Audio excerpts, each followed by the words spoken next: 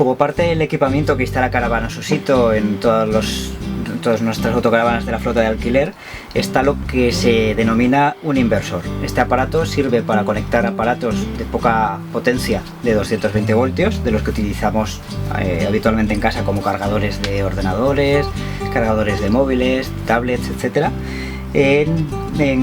cuando vamos de forma autónoma, sin necesidad de tener que estar necesariamente conectados a una toma de 220 voltios en un camping o en un área de autocaravanas que esté dotada de este servicio. Para utilizarlo es muy sencillo, simplemente localizamos el aparato, el inversor, que es un dispositivo que llama la atención por ser de color rojo. Normalmente lo encontraremos detrás del asiento del acompañante, y lo que haremos es activar el pulsador. Tiene un pulsador con 2 posiciones, la pondremos en la posición número 1.